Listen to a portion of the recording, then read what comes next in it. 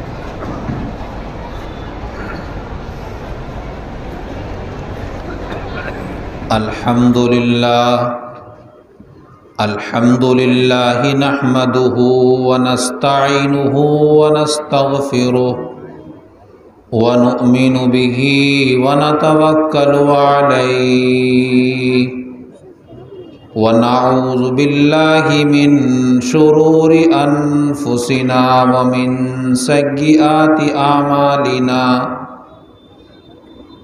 من يهده الله فلا مضل له ومن يضلل فلا هادي له ونشهد أن لا إله إلا الله وحده لا شريك له ونشهد أن سيدنا ونبينا وحبيبنا وشفيعنا وبارك وسلم تسليما كثيرا أما بعد فأعوذ بالله من الشيطان الرجيم بسم الله الرحمن الرحيم يا أيها الذين آمنوا اتقوا الله حق تقاته ولا تموتن إلا وأنتم مسلمون وعن العرباض بن سارية رضي الله تعالى عنه أنه قال رسول الله صلى الله عليه وسلم عليكم بسنتي وسنة الخلفاء الراشدين عضوا عليها بالنواجذ وإياكم ومحدثات الأمور فإن كل محدثة بدعة وكل ضلالة في النار أو كما قال رسول الله صلى الله عليه وسلم۔ اسٹیج پر رونق افروز حضرات علماء کرام، معزز حاضرین عظام، بزرگوں اور بھائیوں،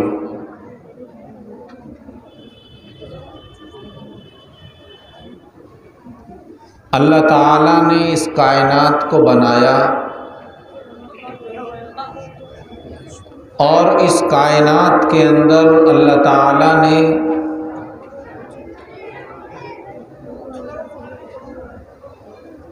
سب سے افضل اور سب سے اعلیٰ جو مخلوق بھیجی ہے وہ انسان کے نام سے جانی جاتی ہے، پہچانی جاتی ہے۔ انسانوں میں اللہ رب العزت نے سب سے پہلے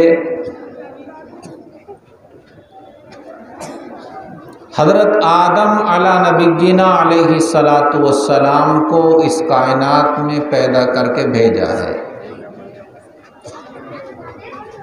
حضرت آدم سب سے پہلے انسان بھی ہیں اور سب سے پہلے نبی اور رسول بھی ہیں۔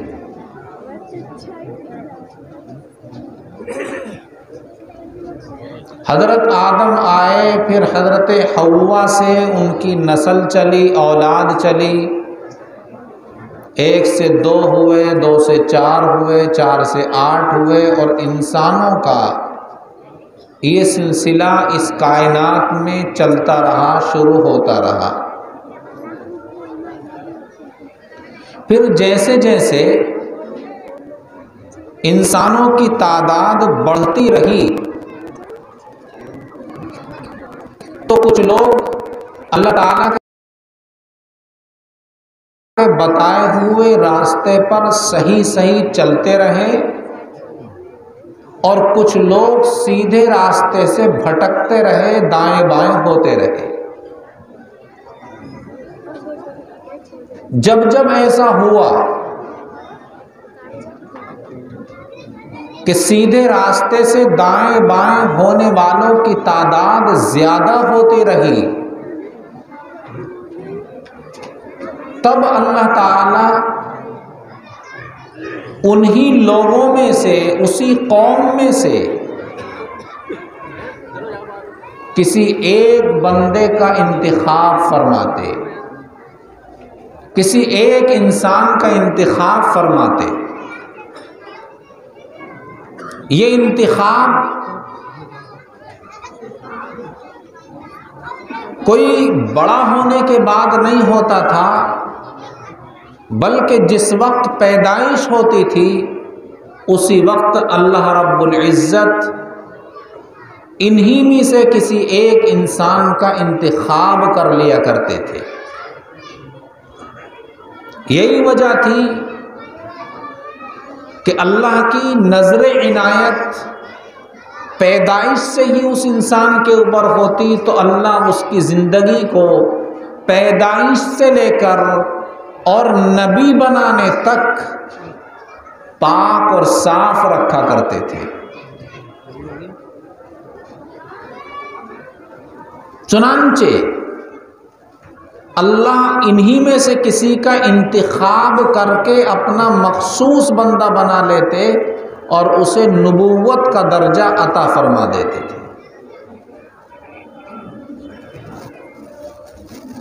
پھر نبیوں کے اندر بعض کا رتبہ زیادہ اونچا ہوتا تھا اور بعض کا رتبہ کم ہوا کرتا تھا۔ جن کا رتبہ زیادہ بلند ہوتا تھا ان کو رسول کہا جاتا تھا۔ پھر ان نبیوں میں اور رسولوں میں کوئی نبی تو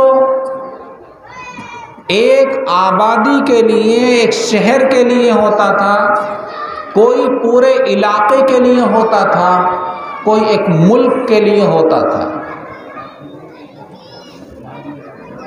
ایسا بھی ہوتا تھا کہ ایک وقت میں 2 اور 4 انبیاء اس سرزمین پر موجود رہتے تھے۔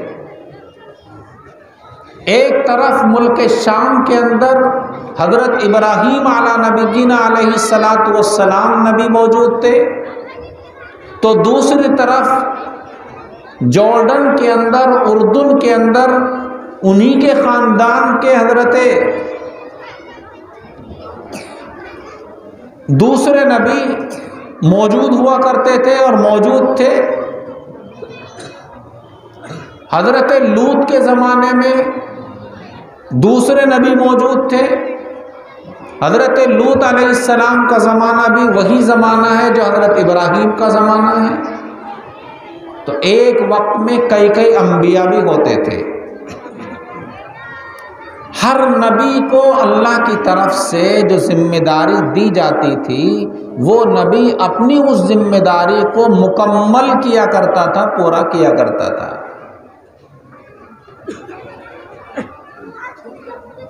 نبی پر، رسول پر اللہ تعالیٰ کی براہ راست قول آیا کرتی تھی. اللہ تعالیٰ کا براہ راست ان منتخب بندوں سے، رسولوں سے اور نبیوں سے تعلق اور رابطہ ہوا کرتا تھا.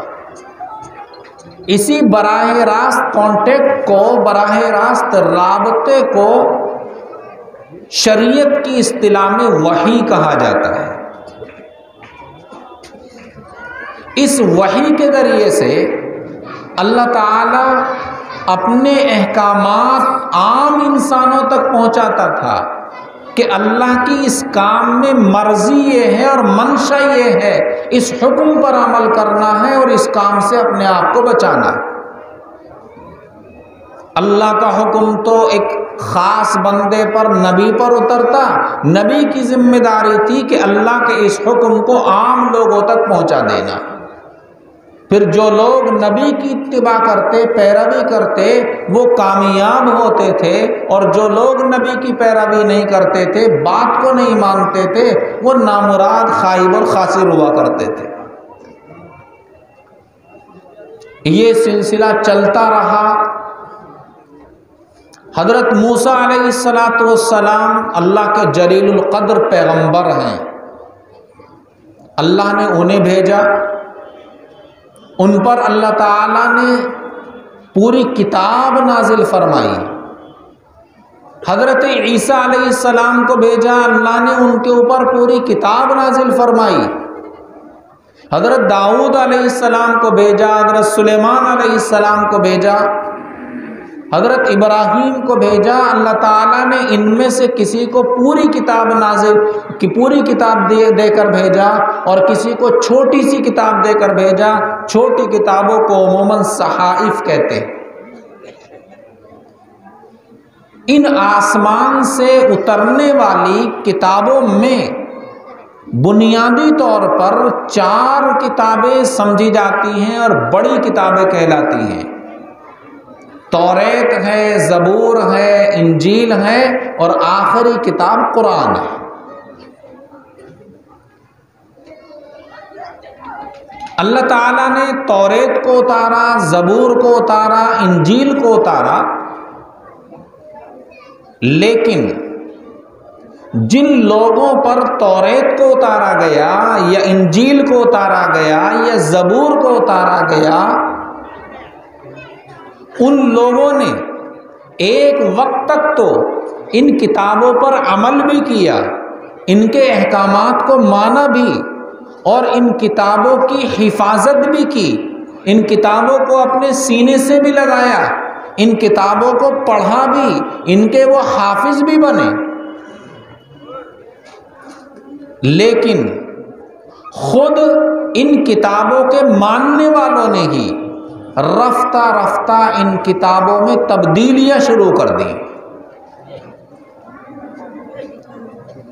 کسی نے ان کے الفاظ کو بدلنا شروع کر دیا، کسی نے ان کے معنی کو بدلنا شروع کر دیا.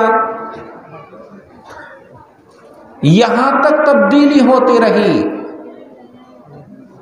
کہ آج کی اس دنیا میں جب قرآن نازل ہوا تھا، جناب محمد الرسول اللہ صلی اللہ علیہ وسلم کی بعثت ہوئی تھی، تو اس وقت تک جو قرآن سے پہلے کی کتابیں موجود تھیں وہ اپنی صحیح شکل میں موجود نہیں تھیں، بلکہ ان میں تحریف ہو چکی تھی.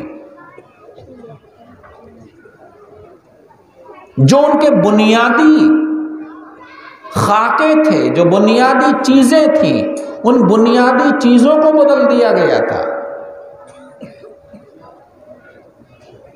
اور جو چیزیں موجود بھی تھیں، ان کے علماء اگر کسی کے خلاف ہیں وہ چیزیں تو ان کو چھپا لیا کرتے تھے. اس کے واقعات باقاعدہ پیغمبر علیہ السلام کے زمانے میں بھی پیش آئے. مثال کے طور پر اگر کسی مرد سے بدکاری ہو جاتی ہے، زنا کا صدور ہو جاتا ہے، تو اسلام میں اس کی ایک سزا رکھی گئی ہے۔ توریت کے اندر بھی اس کی سزا متعین تھی۔ یہود میں اس کا صدور ہوا، قضیہ پیغمبر علیہ السلام کی خدمت میں آیا، نبی علیہ السلام نے ان سے پوچھا کہ تم توریت کے اندر اس سلسلے میں کیا حکم پاتے ہو؟ توریت منگائی گئی تو یہودی علماء نے توریت کو پڑھ کر سنایا، اور اس میں جو اس زنا کی بدکاری کی سزا تھی اس سے آگے بھی پڑھ لیا، اس کے بعد بھی پڑھ لیا، لیکن جو اصل سزا تھی اس کے اوپر انگلی رکھ لی۔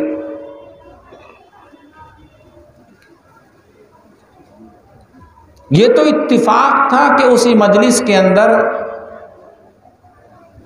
ایک صحابی رسول حضرت عبداللہ ابن سلام رضی اللہ عنہ بھی موجود تھے، جو پہلے تو یہودی تھے اور توریت کے حافظ بھی تھے، بعد میں اللہ نے انہیں ایمان کی توفیق عطا فرما دی، ایمان سے مشرف ہو گئے تھے، وہ موجود تھے، وہ حافظ توریت تھے۔ انہوں نے فوراً پکڑا اور یہ کہا کہ توریت کی جس آیت کو تم نے پڑھا ہے اس آیت کے بعد ایک آیت تم نے چھپا لی ہے، اس کو نہیں پڑھ رہے ہو۔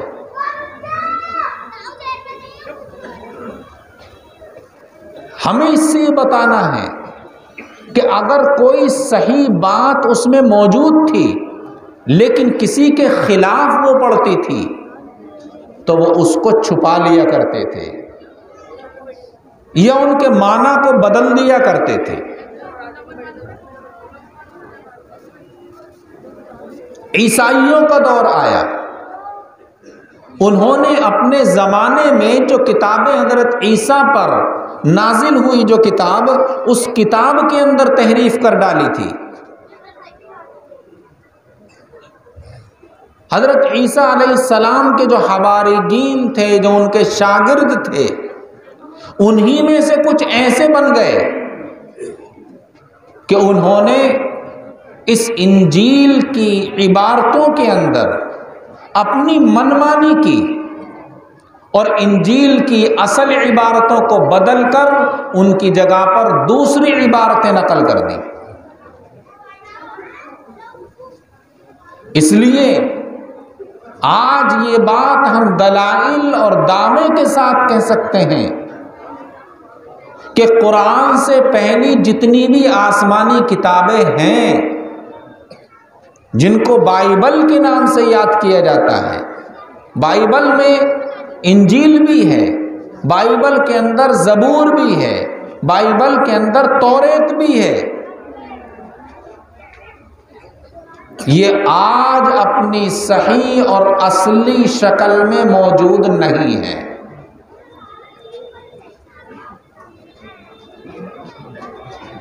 اور جو قرآن اللہ تعالیٰ نے سب سے آخری نبی، جو نبیوں کا ایک سلسلہ چل رہا تھا، سب سے آخری نبی جناب محمد الرسول اللہ صلی اللہ علیہ وسلم پر جو قرآن اتارا ہے، اس قرآن کو اتارنے میں اللہ تعالیٰ نے جو طریقہ کار اختیار کیا ہے، یہ سابقہ آسمانی کتابوں سے الگ تھلگ تھا۔ وہاں تو یہ ہوا، حضرت موسیٰ علیہ السلام کو کہہ دیا گیا کوہ طور پر چلے جاؤ، اور کوہ طور پر ان کو کتاب دے دی گئی، پوری کی پوری کتاب ایک ساتھ عطا کر دی گئی۔ قرآن کے بارے میں ایسا نہیں ہوا کہ جناب محمد الرسول اللہ صلی اللہ علیہ وسلم سے یہ کہا جاتا کہ فلاں جگہ چلے جاؤ اور اٹھا کر قرآن لے آؤ، نہیں، بلکہ اللہ تعالیٰ نے قرآن کے لیے ایک عجیب طریقہ اختیار کیا. ایک تو قرآن کے لیے ٹائم بہت لیا. قرآن کے اتارنے کے لیے اللہ نے پورے 23 سال لیے. ایک ساتھ پورا قرآن نہیں اتارا. کبھی ایک آیت، کبھی 2 آیتیں، کبھی ایک سورت، کبھی ایک سورت کا چھوٹا سا حصہ یہ اتارا جاتا تھا. اس میں بھی حکمت ہے. حکمت سب سے بڑی یہ ہے کہ ایک تو جیسی ضرورت ہوتی تھی، جن احکامات کی ضرورت پیش آتی تھی، انہی احکامات سے متعلق چند آیتیں اتار دی جاتی تھیں. جن چند آیتوں کو یاد کرنا اور سینے میں محفوظ کر لینا کوئی مشکل کام نہیں تھا. اگر پورے کا پورا قرآن ایک ساتھ اتار دیا جاتا تو ایک ساتھ تو اسے یاد کرنا ممکن نہیں تھا. یاد کرانا بھی مقصد تھا، ضرورت کو پورا کرنا بھی مقصود تھا. جو جو ضرورتیں پیش آتی رہیں ان ضرورتوں کے مطابق اللہ تعالیٰ قرآن کی آیتیں اتارتا رہا. ان علینا جمعہ وقرآن. اللہ نے فرمایا کہ ہم نے اس کی ذمہ داری یہ لے لی کہ ہم تھوڑا تھوڑا کر کے پورا قرآن اکٹھا کریں گے اور پھر ہم اس کو پڑھوائیں گے بھی، اس کو یاد بھی کرائیں گے. چنانچہ ایسا ہی ہوتا تھا. 2 آیتیں اتری، 4 آیتیں اتری، اللہ کے نبی علیہ الصلاۃ والسلام کو آیات یاد ہو جاتی تھی. آپ اپنے صحابہ سے یہ فرماتے تھے کہ انزل علیہ آیت کذا و کذا، سورۃ کذا و کذا، مجھ پر آج یہ آیتیں اتری ہیں، مجھ پر آج یہ سورت اللہ کی طرف سے اتاری گئی ہے. اور اللہ کے نبی صحابہ کو پڑھ کر سناتے، صحابہ اس کو یاد کر لیا کرتے تھے. اللہ کے نبی کو بھی یاد ہو جاتی، صحابہ کو بھی یاد ہو جاتی، اور پھر اللہ کے نبی قرآن کی ان آیتوں کو نشاندہی کر کے لکھوایا کرتے تھے. جو کاتبین وحی تھے، ان کاتبین وحی صحابہ کو آپ بلاتے اور یہ فرماتے دیکھو یہ 2 آیتیں نازل ہوئی ہیں، مثلا سورہ آل عمران کی 2 آیتیں ہیں، ان 2 آیتوں کو فلاں جگہ پر نقل کر دو، فلاں آیت کے بعد اور فلاں آیت سے پہلے. آپ نشاندہی فرمایا کرتے تھے. اس طرح تھوڑا تھوڑا کر کے اس قرآن کو اللہ تعالیٰ نے پورے 23 سال کے اندر اتارا. اس 23 سال کے عرصے میں صحابہ کی ایک بہت بڑی جماعت نے قرآن ساتھ ساتھ یاد کر لیا. جیسے جیسے اترتا رہا ویسے ویسے حضرات صحابہ یاد کرتے رہے. ان یاد کرنے والوں میں نوجوان بھی تھے، ان یاد کرنے والوں میں بچے بھی تھے، ان یاد کرنے والوں میں بوڑھے بھی تھے، ان یاد کرنے والوں میں عورتیں بھی تھیں، مائیں اور بہنیں بھی تھیں. اللہ تعالیٰ نے سب کے لیے اس قرآن کو یاد کرنا آسان فرما دیا تھا. اور اللہ نے قرآن کی حفاظت کے لیے انسانوں کے سینوں کو منتخب کیا اور انسانوں کے سینوں کے اندر ایک ایسا سسٹم قائم کر دیا ہے، ایسی ایک بلاک چین بنا دی ہے کہ اس بلاک چین کو کبھی کرپٹ نہیں کیا جا سکتا ہے، یہ سسٹم کبھی فیل نہیں ہو سکتا. ہر وقت ہر زمانے کے اندر حفاظ قرآن کی اتنی بڑی تعداد اس روئے زمین پر موجود رہتی ہے کہ اگر ایک سینے کے اندر قرآن ہے اور اس میں وہ تبدیلی کرنا چاہے گا، ایک جگہ کے اندر، ایک شہر کے اندر اگر قرآن میں کوئی تحریف کرنے کی کوشش کی جائے گی، قرآن کے لفظ کو بدلنے کی کوشش کی جائے گی، تو دوسرے ملک میں بیٹھے ہوئے، دوسرے ملک کے اندر موجود جو سینے ہیں وہ اس کو ریجیکٹ کر دیں گے اور کنڈم کر دیں گے۔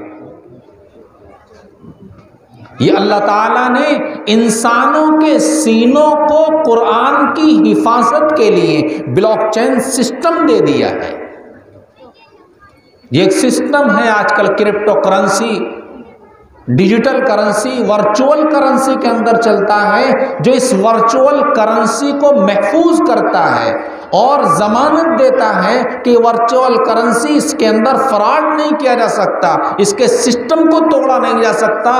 دنیا کے اندر ہزاروں کمپیوٹر کے اندر یہ سسٹم محفوظ ہے کہ اگر ایک میں گھٹالا کیا جائے گا تو یہی بلاک چین سسٹم سب ریجیکٹ کر دیں گے اور کرپٹو کرنسی کو کرپٹ نہیں کیا جا سکتا ہے، یہ دعویٰ کیا جا رہا ہے۔ اللہ نے قرآن کی حفاظت کے لیے اس بلاک چین سسٹم سے زیادہ مضبوط انسانوں کے سینوں کو منتخب کر رکھا ہے، اور قرآن کی حفاظت کا خود اللہ نے قرآن میں اعلان کر دیا ہے کہ ہم نے یہ اتارا ہے، ہمارا یہ کلام ہے اور ہم اس کی حفاظت کریں گے۔ قرآن یہ اللہ تعالیٰ کا کلام ہے۔ اللہ تعالیٰ نے اپنی شایہ نشان، جو بھی اللہ کی شان ہے، اپنی شایہ نشان اللہ نے اس کلام کو اپنی زبان سے، اللہ کی زبان کیسی ہے ہم نہیں جانتے، ہمارا ایمان ہے اللہ نے اس کا تکلم فرمایا ہے، یہ اللہ کا کلام ہے جو اللہ کی ذات سے نکلا ہے۔ اس اللہ کے کلام کو اللہ تعالیٰ نے اپنے آخری نبی جناب رسول اللہ صلی اللہ علیہ وسلم پر اتارا ہے۔ یہ جو اتارنے کا ایک طریقہ تھا، جو یہ سسٹم تھا، اس کو وحی کہا جاتا ہے۔ بذریعہ وحی اللہ نے یہ قرآن اتارا، پھر وحی کے طریقے مختلف ہیں۔ اس 23 سال کے عرصے میں جناب رسول اللہ صلی اللہ علیہ وسلم پر لاکھوں مرتبہ وحی اتری ہے، لاکھوں مرتبہ۔ وحی کا طریقہ ایک تو مشہور اور معروف یہ ہوتا تھا کہ اللہ کے جو سب سے مقرب فرشتے ہیں حضرت جبرائیل، وہ آئے عموماً انسانی شکل میں آتے تھے اور آ کر انہوں نے قرآن کی آیتیں بتائیں کہ اللہ کے کلام کی یہ آیتیں ہیں جو اللہ نے آپ کے پاس بھیجی ہیں، پڑھ کر سنا دی، اللہ کے نبی نے وہ یاد کر لی۔ یہ وحی کا ایک طریقہ تھا، اور سب سے آسان وحی کا طریقہ یہی ہوا کرتا تھا۔ حضرت عائشہ صدیقہ رضی اللہ تعالیٰ عنہ کا بیان ہے کہ وحی کا ایک دوسرا طریقہ تھا کہ نبی علیہ السلام پر اللہ تعالیٰ کی فائنل کال آ رہی ہے، ڈائریکٹ کال آ رہی ہے، جو آپ کے دل سے اللہ تعالیٰ کا براہ راست رابطہ ہوتا تھا۔ مثل سلسلۃ الجرس کے الفاظ آئے ہیں، ایسے جیسے گھنٹی کی گنگناہٹ کسی آواز ہوتی ہے، ایسی آواز سنائی دیتی تھی۔ وہ طریقہ سب سے مشکل ہوا کرتا تھا۔ حضرات صحابہ کا بیان ہے کہ جب وحی اس طریقے سے اترتی تھی، پیغمبر علیہ السلام کے دل کا تار اللہ تعالیٰ سے ڈائریکٹ جڑتا تھا اور آپ کے دل پر وحی اتر رہی ہوتی تھی، تو سخت سردی میں آپ کی پیشانی سے پسینے کے قطرات ایسے ٹپکا کرتے تھے جیسا کہ پانی کی بوندیں گر رہی۔ ایک مرتبہ آپ پر اسی نوعیت کی وحی اتری، اسی انداز کی وحی اتری، تو آپ علیہ السلام کا سر کسی صحابی کی ران پر رکھا ہوا تھا۔ ان کا کہنا یہ ہے کہ جب آپ پر وحی اتری ہے تو مجھے اتنا دباؤ محسوس ہو رہا تھا، اتنا دباؤ محسوس ہو رہا تھا کہ اس دباؤ کے نتیجے میں کہیں میری ران کی پنڈلی نہ ٹوٹ جائے۔ ہڈی نہ ٹوٹ جائے۔ اگر اس انداز سے اللہ کی قول آتی تھی اور اللہ کے نبی اونٹنی پر موجود ہوتے تھے تو بوجھ کی وجہ سے، دباؤ کی وجہ سے وہ اونٹنی برداشت نہیں کر پاتی تھی اور بیٹھ جایا کرتی تھی۔ مختلف اوقات میں اللہ کے نبی پر ہزاروں مرتبہ یہ وحی اترتی رہی۔ اس وحی کے ذریعے سے جو قرآن نازل ہوتا تھا، جو قرآن کی آیتیں نازل ہوتی تھی، پیغمبر علیہ السلام اپنی زبان مبارک سے فرمایا کرتے تھے کہ یہ قرآن کی آیت ہے، یہ قرآن کی صورت ہے، اس کو قرآن کی فلاں صورت میں شامل کر دو، قرآن فلاں آیت کے بعد اس کو نقل کر دو۔ لیکن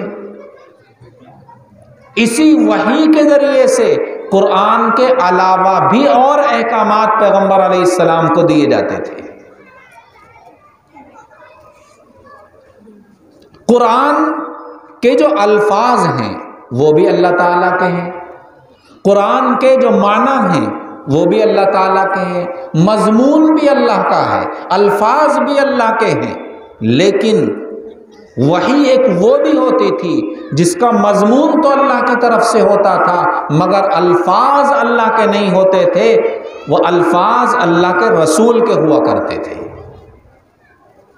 اسی وجہ سے قرآن کو کلام اللہ کہا جاتا ہے، اللہ کا کلام۔ اور قرآن کے علاوہ جو وحی ہوتی تھی، جو وحی غیر مطلوع کہلاتی ہے، جس میں الفاظ اللہ کے نبی کے ہو رہے ہیں، مضمون پورے کا پورا اللہ کی طرف سے ہے، اس میں جو پیغام ہے، اس کے اندر جو حکم ہے وہ اللہ کی طرف سے ہے، لیکن الفاظ اللہ کے رسول کے ہیں، اس کو کلام رسول کہا جاتا ہے، جس کو ہم حدیث بھی کہتے ہیں۔ یہ بات میں نے اس لیے کہی کہ ہم بچپن سے سنتے چلے آتے ہیں، ہر مسلمان سنتا ہی ہے قرآن حدیث، قرآن حدیث۔ اس تفصیل سے آپ کے ذہن میں یہ بات بیٹھ جانی چاہیے کہ قرآن کسے کہتے ہیں اور حدیث کسے کہتے ہیں۔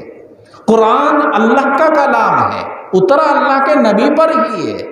حدیث اللہ کے رسول کا ارشاد ہے، وہ بھی اللہ کے رسول پر اترا ہے۔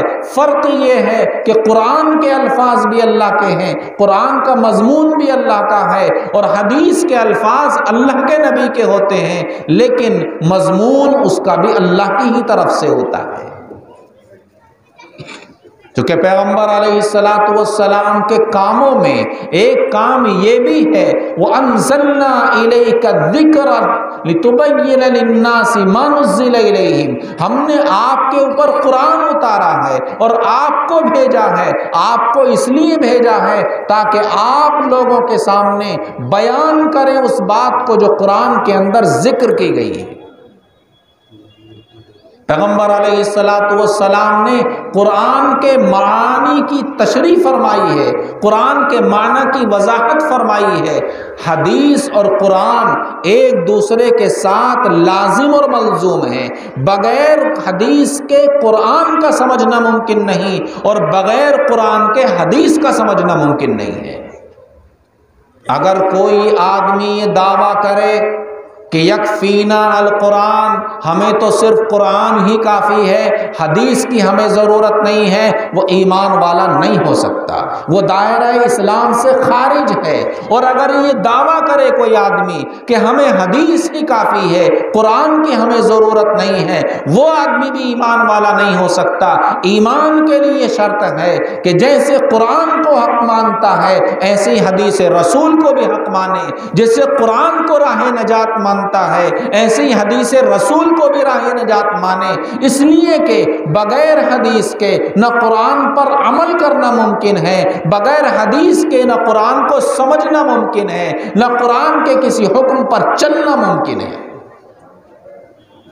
قرآن بہت سی چیزوں کو تفصیل سے بیان کرتا ہے، حدیث قرآن میں بیان کی گئی ان مفصل چیزوں کی تائید کرتی ہے، لیکن قرآن بہت سی چیزوں کو اجمال کے ساتھ بہت سی چیزوں کو اختصار کے ساتھ میں شارٹ انداز میں ذکر کرتا ہے، اور حدیث اس مختصر کلام کی تشریح کرتی ہے، اس مختصر بات کی وضاحت کر دیتی ہے۔ ہم گہرائی میں جائیں، غور کریں، ہمیں پتہ چلے گا کہ بغیر حدیث کے، بغیر کلام رسول کے کلام الہی کو سمجھنا اور کلام الہی پر عمل کرنا کسی انسان کے بس میں ہے ہی نہیں۔ آپ اس کو ادنا سی مثال سے سمجھو۔ ایک مرتبہ ایک صاحب آئے اور غالباً حضرت عبداللہ ابن عمرو ابن عاص رضی اللہ تعالیٰ عنہ سے آ کر کہنے لگے کہ مجھے زکوٰۃ کی تفصیلات قرآن سے بتائیے۔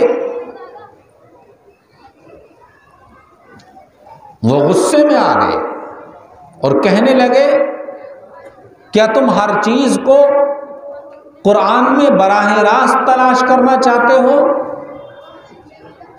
ہر چیز براہ راست قرآن میں نہیں ملے گی۔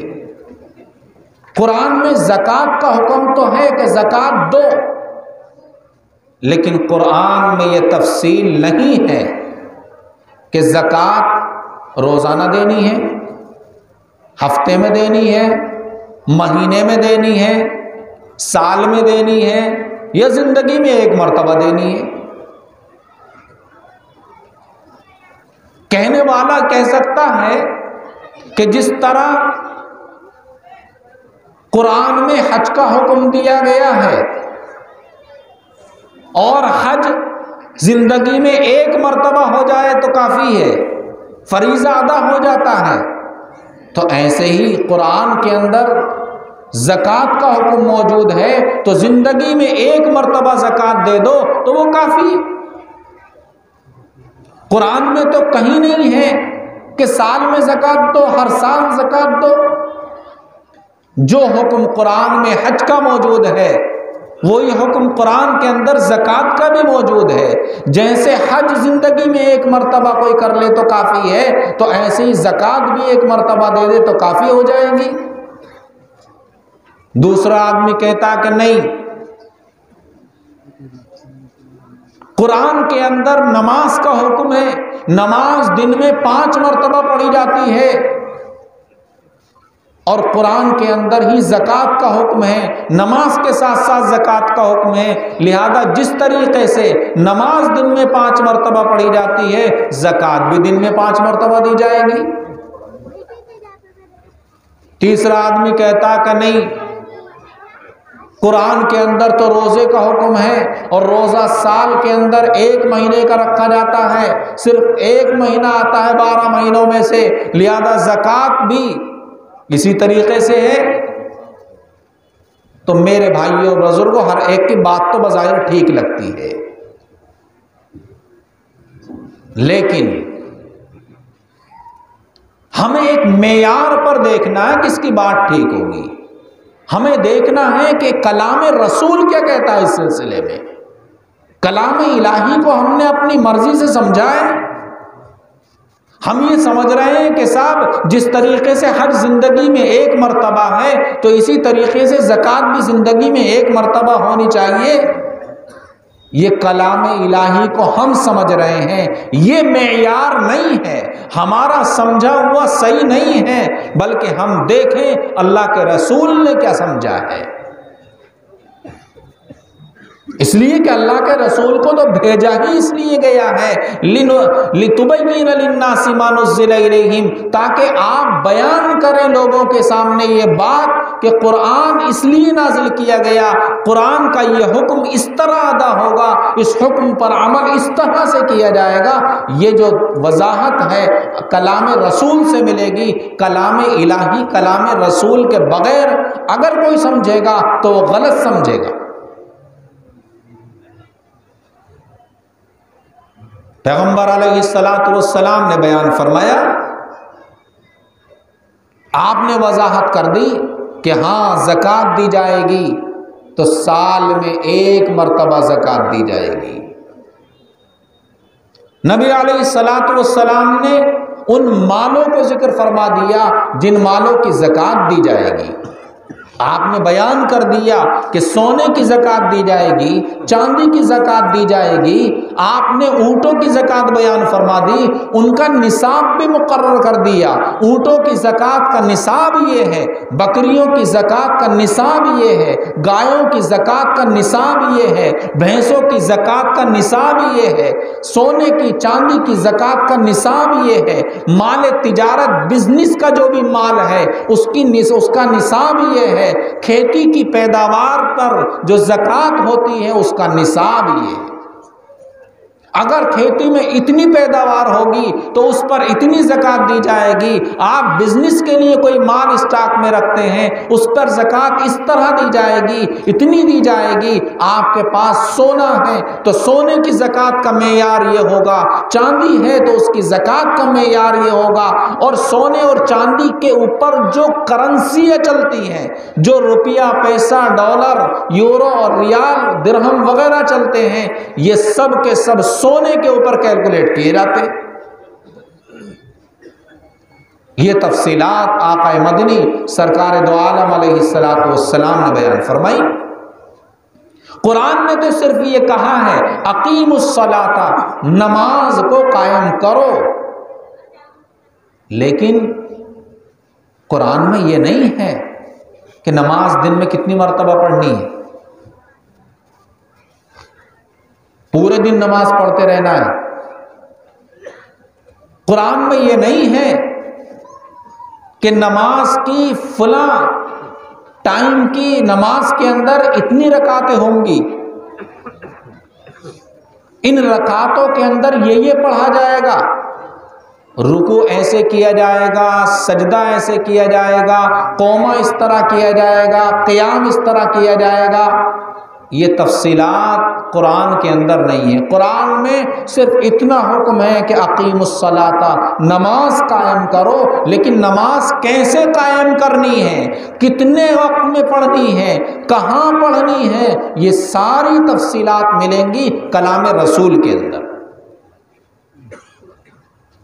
پیغمبر علیہ السلام مسجد نبوی میں منبر پر کھڑے ہوئے،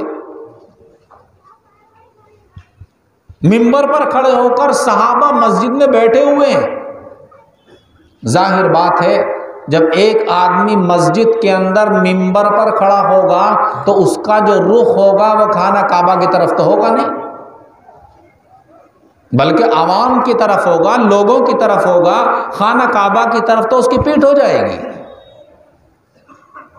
پیغمبر علیہ السلام مسجد نبوی میں منبر پر کھڑے ہوئے، صحابہ کی طرف کو آپ کا رخ ہے، آپ نے دونوں ہاتھ کانوں تک اٹھائے، اللہ اکبر کہہ کر نیت باندھ لی، دعا پڑھی، سورہ فاتحہ پڑھی، سورت ملائی، منبر پر کھڑے ہوئے اور رخ ہے صحابہ کی طرف۔ منبر پر کھڑے ہو کر ہی آپ نے رکوع بھی کیا، سمیع اللہ لمن حمیدہ کہہ کر کھڑے ہو گئے۔ اب سجدہ کیسے کریں گے؟ ظاہر بات ہے منبر پر جو آدمی کھڑا ہوگا سجدہ کرے گا تو الٹا گر جائے گا، اونچی جگہ پر کھڑے ہو کر نیچی جگہ پر سجدہ نہیں ہو سکتا ہے۔ سجدہ کرنے کے لیے آپ منبر سے نیچے اترے اور سجدہ کیا، پھر کھڑے ہو گئے منبر پر جا کر صحابہ کی طرف کو رخ کر کے۔ آپ نے 2 رکعت نماز پوری پڑھ کر دکھلائی منبر پر کھڑے ہو کر، سجدے نیچے اتر کر کیے، تشہد کی حالت میں نیچے اتر کر بیٹھے، سلام نیچے بیٹھ کر دونوں طرف پھیرا، دائیں طرف بائیں طرف۔ آپ کا اس طرح سے منبر پر کھڑے ہو کر نماز پڑھنا یہ در حقیقت نماز نہیں تھی، یہ نماز کی تعلیم تھی۔ آپ نے اسی موقع پر فرمایا تھا صلو کما رأیتمونی اصلی، اے لوگوں میں نے تمہیں منبر پر کھڑے ہو کر عملی طور پر نماز نماز پڑھ کر دکھلا دی ہے، ایسے نماز پڑھو جیسا کہ تم نے منبر پر میرے کھڑے ہونے کی حالت میں میرے نماز پڑھنے کو دیکھا ہے، بس ایسے ہی تم بھی کھڑے ہو کر نماز پڑھا کرو۔ یہ نماز کی تعلیم تھی۔ جیسا کہ ایک مرتبہ حضرت عثمان غنی رضی اللہ تعالیٰ عنہ چوپال پر بیٹھے عصر کی نماز پڑھی، مسجد میں پڑھائی، نماز پڑھانے کے بعد میں ایک بہت بڑی چوپال تھی، اس چوپال پر آ کر بیٹھ گئے، وہاں پڑھایا کرتے تھے حضرت عثمان غنی تلامذہ کو، اپنے شاگردوں کو۔ اور چوپال پر بیٹھنے کے بعد کسی شاگرد سے کہا کہ ایک وضو کے لیے پانی لے کر آؤ، چنانچہ پانی لایا گیا۔ دوسرے کسی شاگرد سے کہا کہ کوئی بڑا سا تاشلا لے آؤ، تاشلا بھی لے آیا گیا۔ حضرت عثمان غنی رضی اللہ عنہ بیٹھے، اور بیٹھنے کے بعد آپ نے دونوں ہاتھوں کو اچھی طرح سے دھویا۔ آتا ہے کہ برتن کو ٹیڑھا کیا اور ٹیڑھا کر کے دائیں ہاتھ میں پانی ڈالا، اور دائیں ہاتھ میں پانی ڈال کر پھر اس پانی کو بائیں ہاتھ میں ڈالا اور دونوں ہاتھوں کو اچھی طرح سے رگڑا، انگلیوں کا آپس میں خلال کیا، دونوں ہاتھوں کو اس طرح سے 3 مرتبہ گٹوں تک دھویا، 3 مرتبہ۔ اس کے بعد برتن کو ٹیڑھا کیا اور برتن میں سے پانی لیا اور کلی کی، مسواک کی، 3 مرتبہ کلی کی، پھر اسی طرح سے پانی لیا اور 3 مرتبہ ناک میں چڑھایا، یعنی پورا وضو کیا۔ آپ کے شاگردوں کو تعجب ہو رہا تھا کہ حضرت وضو کیوں کر رہے ہیں؟ ابھی تو عصر کی نماز پڑھائی ہے، نماز پڑھانے کے بعد استنجے میں بھی نہیں گئے ہیں، ظاہر بات ہے باوضو ہی ہیں، لیکن آپ نے پانی منگایا اور وضو کر کے دکھلایا۔ کیا بات وضو کیوں کر رہے ہیں؟ نماز تو پڑھانی ہے نہیں فوراً۔ حضرت عثمان غنی رضی اللہ تعالیٰ عنہ اپنے شاگردوں کے چہروں کو پڑھ رہے تھے، پورا وضو کر لیا۔ وضو کرنے کے بعد یوں فرمایا، من سرہ ان ینظر الی وضوء رسول اللہ صلی اللہ علیہ وسلم، جس آدمی کو یہ بات پسند ہو کہ وہ اللہ کے رسول کے وضو کو دیکھے اپنی آنکھوں سے کہ اللہ کے رسول کیسے وضو فرمایا کرتے تھے، تو میرے اس وضو کو دیکھ لے، میں نے جو وضو کیا ہے یہ اللہ کے رسول صلی اللہ علیہ وسلم کا وضو تھا۔ پیغمبر علیہ السلام بالکل اسی طرح سے وضو کیا کرتے تھے۔ تو جو قرآن کے احکامات ہیں، پیغمبر علیہ السلام نے ان کو عملی طور پر کر کے دکھلایا، اسی طرح سے آپ کے صحابہ نے جو کچھ اللہ کے رسول سے سیکھا، اللہ کے رسول کی خدمت میں رہ کر، اللہ کے رسول کو اپنی آنکھوں سے دیکھ کر جو کچھ سمجھا اور جو کچھ سیکھا اور جو کچھ پڑھا، حضرات صحابہ نے اپنے شاگردوں کو وہ سب کچھ سکھلانے کی پوری کوشش کی ہے۔ اسی لیے تو پیغمبر علیہ السلام نے اس بات پر زور دیا کہ علیکم بسنتی، اے لوگو تمہارے ذمے میری سنت کو اختیار کرنا بھی ضروری ہے، اور میرے صحابہ کی سنت کو اختیار کرنا، ابو بکر و عمر، عثمان و علی کی سنت کو اختیار کرنا بھی ضروری ہے۔ پیغمبر یہ گارنٹی دے کر جا رہے ہیں، میں جو کام کروں گا وہ سنت ہوگا، ابو بکر جو کام کریں گے وہ بھی سنت ہوگا، عمر جو کام کریں گے وہ بھی سنت ہوگا، عثمان و علی جو کام کریں گے وہ بھی سنت ہوگا۔ اللہ کے رسول ان خلفائے راشدین کے کاموں کو، ان کے اعمال کو سنت کہہ کر جا رہے ہیں، آپ سنت ہونے کا ان کو سرٹیفکیٹ اور سند دے کر جا رہے ہیں۔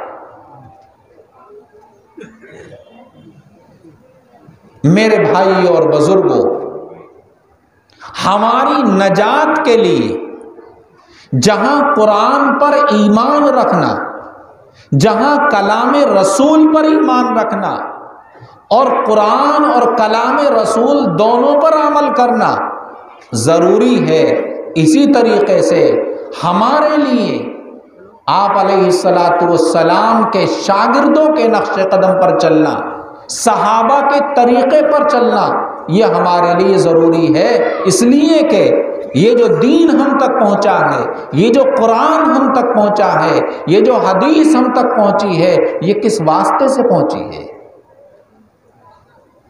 درمیان میں یہی صحابہ کا معیار ہے، صحابہ کا واسطہ ہے، یہی کسوٹی ہے۔ اس کسوٹی پر جب ہم پورے نہیں اتریں گے، صحابہ کو اپنے لیے معیار نہیں سمجھیں گے، صحابہ کو اپنے لیے عدالت کا نمونہ نہیں سمجھیں گے اور صحابہ کو اپنے لیے آئیڈیل نہیں مانیں گے، تو یقین جانیے ہم دین پر عمل کرنے والے نہیں ہوں گے۔ اللہ تعالیٰ نے ہمیں ایمان کی دولت سے نوازا ہے، اللہ تعالیٰ نے ہمیں نبی آخر الزمان سرکار دو عالم صلی اللہ علیہ وسلم کی امت میں پیدا فرمایا ہے، اللہ تعالیٰ نے ہمیں قرآن جیسا کلام الہی، کلام ابدی عطا فرمایا ہے، اور قرآن کی وضاحت کرنے کے لیے کلام رسول ہمیں عطا فرمایا ہے۔ اب ہماری ذمہ داری یہ بنتی ہے کہ ہم اپنے اندر جذبہ اطاعت پیدا کریں، جذبہ اتباع پیدا کریں، شوق سنت پر یعنی پیغمبر علیہ السلام کی سنت پر عمل کا شوق پیدا کریں۔ جب تک نبی علیہ السلام کی سنت پر عمل کا شوق پیدا نہیں ہوگا، داعیہ پیدا نہیں ہوگا، اللہ کے رسول کی سنت سے محبت پیدا نہیں ہوگی، تو دیکھیے ہمارا ایمان کامل ایمان نہیں ہوگا۔ پیغمبر علیہ السلام کا فرمان ہے کہ جو آدمی مجھ سے محبت کرے گا، جو آدمی میری ذات سے محبت کرے گا، وہ میری سنت سے بھی محبت کرے گا۔ ہمارا تو یہ عقیدہ ہے، ہمارا تو یہ ایمان ہے کہ اس کائنات پر، اس روئے زمین پر جو کام 63 سالہ زندگی میں نبی علیہ السلام نے جس انداز سے کیا ہے، اس کام کو کرنے کا اس سے بہتر طریقہ کوئی ہو نہیں سکتا ہے۔ جو کام اللہ کے رسول نے جس طریقے سے انجام دیا ہے، اس سے بہتر طریقہ کوئی ہو نہیں سکتا ہے۔ اللہ کے رسول نے کھانے کے لیے جو طریقہ اختیار کیا، کھانے کا اس سے اچھا کوئی طریقہ نہیں۔ اللہ کے رسول نے پہننے کا جو طریقہ اختیار کیا، اس سے اچھا کوئی طریقہ نہیں۔ اللہ کے رسول نے عبادت کے لیے جو طریقہ اختیار کیا، اس سے اچھا کوئی طریقہ نہیں ہو سکتا۔ اللہ کے رسول نے معاشرت کے لیے، آپسی رہن سہن کے لیے، آپسی ملاقاتوں کے لیے جو طریقہ اختیار کیا، اس سے اچھا کوئی طریقہ ہو نہیں سکتا ہے۔ پیغمبر علیہ السلام کے اسفار کا، آپ کے سفر میں آنے کا، جانے کا جو طریقہ آپ سے ثابت ہے، اس سے اچھا طریقہ کوئی ہو نہیں سکتا۔ انسانوں کے ساتھ ہمدردی کا جو طریقہ اختیار کیا، انسانیت کے ساتھ انسانیت کے برتاؤ کرنے کا جو طریقہ آپ نے اختیار کیا، اس سے بہتر طریقہ کوئی ہو ہی نہیں سکتا۔ اسی کا نام تو سنت ہے۔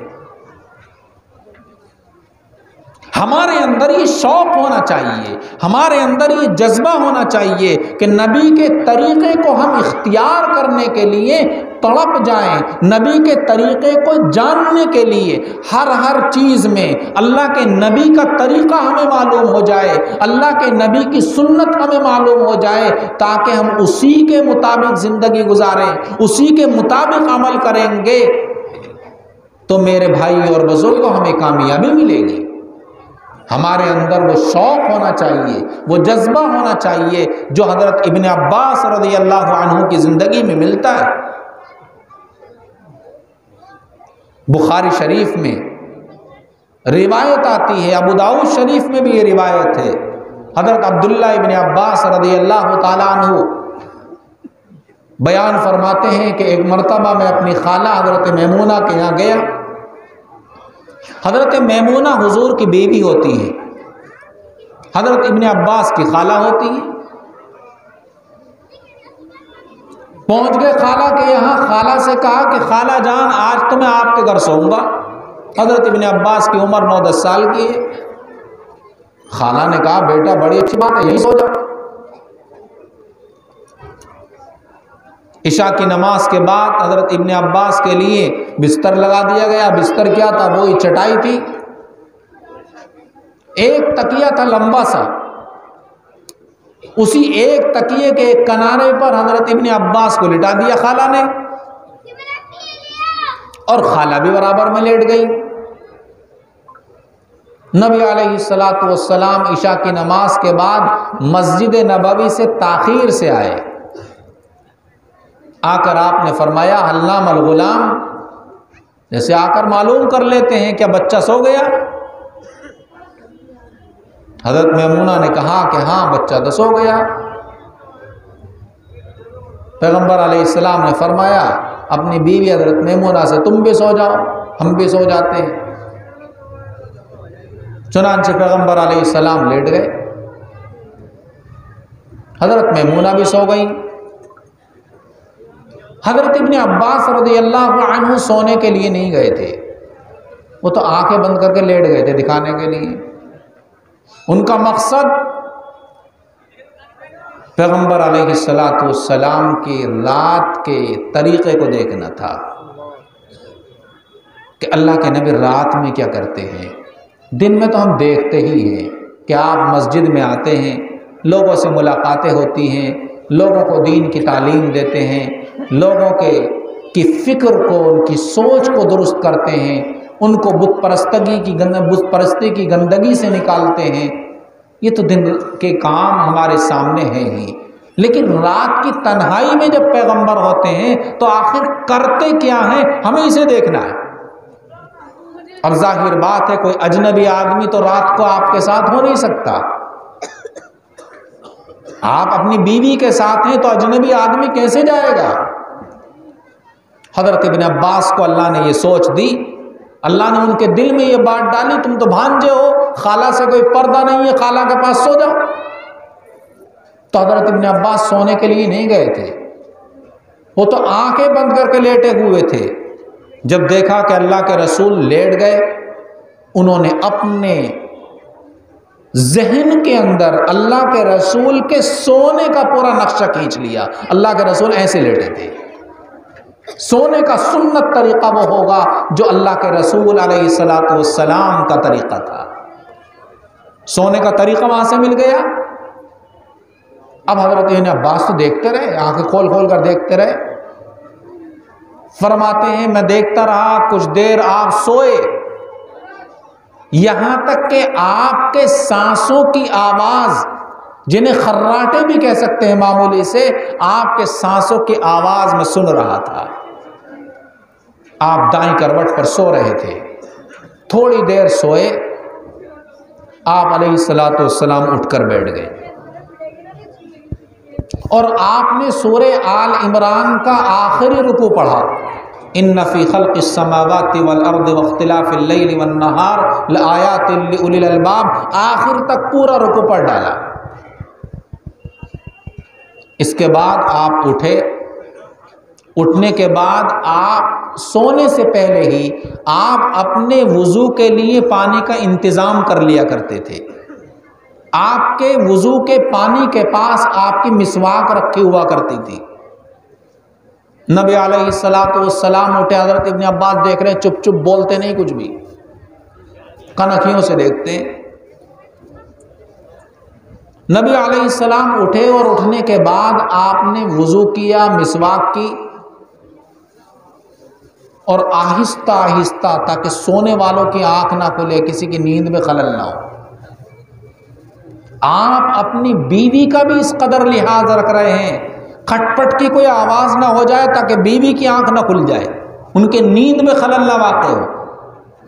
آپ علیہ السلام اپنی بیویوں کو تہجد کے لیے اٹھایا کرتے تھے، لیکن لاسٹ ٹائم میں، آخری وقت میں، اور ابھی تو آخری وقت ہے نہیں۔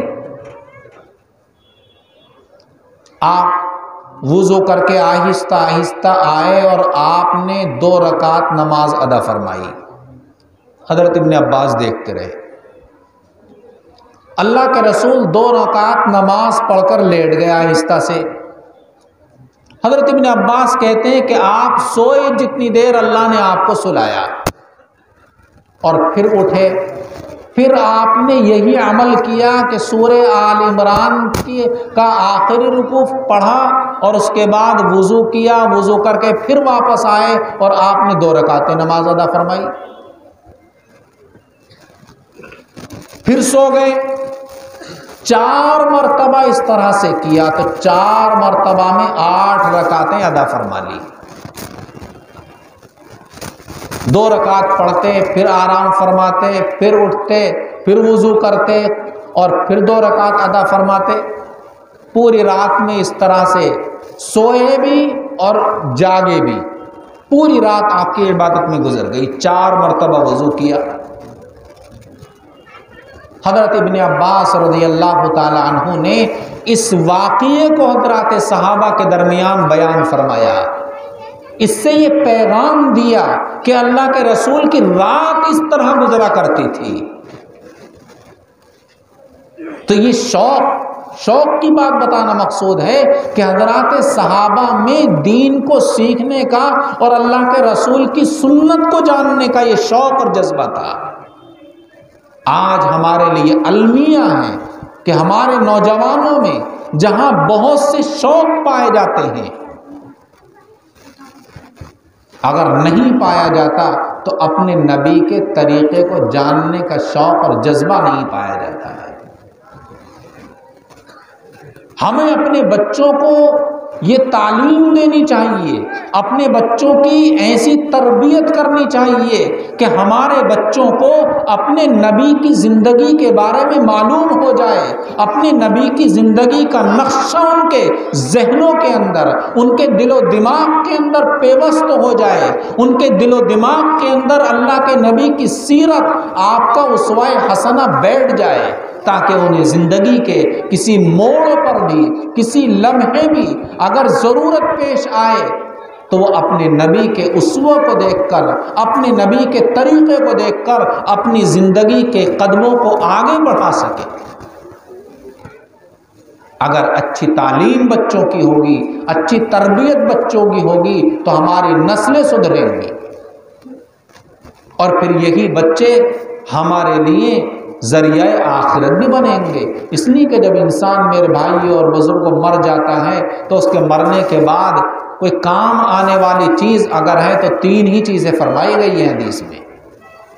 جب انسان مر جاتا ہے تو صرف 3 چیزیں کام آتی ہیں، مرنے کے بعد بھی اس کا ثواب کا میٹر جاری رہتا ہے۔ وہ 3 چیزیں کیا ہیں؟ ان میں ایک بنیادی چیز آپ کی اولاد ہے۔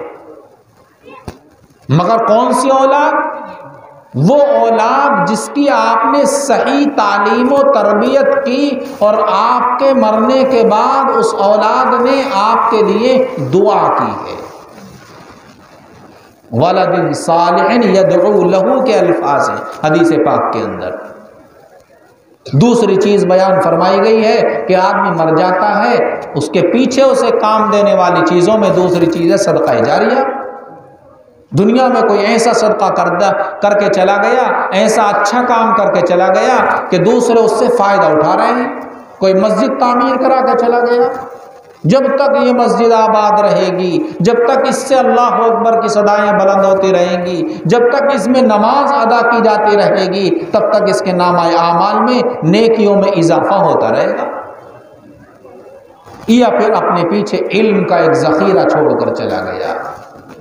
ایسا علم اپنے پیچھے چھوڑ کر چلا گیا، چاہے شاگردوں کی شکل میں چھوڑا ہو، چاہے کتابوں کی شکل میں چھوڑا ہو، اپنے پیچھے علم کا کوئی پودا لگا کر چلا گیا جس پودے سے دوسرے لوگوں کو فائدہ پہنچے گا، تو اب اس کی قبر میں اسے بھی فائدہ پہنچتا رہے گا۔ اللہ تعالی ہمیں اپنے پیارے نبی جناب محمد الرسول اللہ صلی اللہ علیہ وسلم کی سیرت پر عمل کرنے کی توفیق عطا فرمائے، آپ کی سنتوں سے ہمیں محبت پیدا فرمائے، اور آپ کی سنتوں پر عمل کرنے کا جذبہ اور شوق اللہ ہمارے دلوں میں پیدا فرمائے۔ آمین وآخر دعوانا ان الحمدللہ رب العالمین۔